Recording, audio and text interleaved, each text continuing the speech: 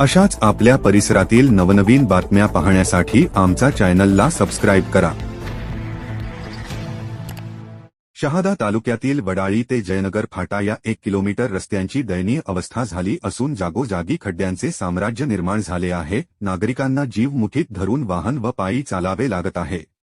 संबंधितांनी रस्त्याची दुरुस्ती करावी अशी मागणी होत आहे। वडाळी गावापासून हा रस्ता थेट मध्य प्रदेश राज्याशी जोडला आहे। परिसरातील 19 गावांचा संपर्क या रस्त्यांच्या माध्यमातून वडाळीशी होतो।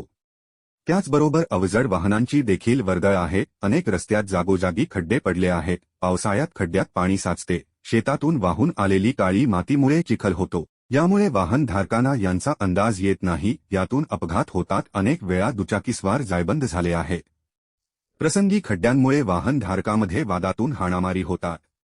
या 1 किलोमीटर अंतर असलेल्या रस्त्यावर साईड पट्ट्या चार्या शेतातून वाहून आलेल्या माती काडी कचरामुळे चार्या पूर्णपणे भुंजल्या गेल्यात आहेत। पावसाळ्यातील पाणी वाहून जाण्यासाठी चार्या नसल्याने पाणी भेट रस्त्यावर साचते। वापर मोठ्या प्रमाणात असल्याने रस्त्यावर मोठमोठे खड्डे पडले आहेत।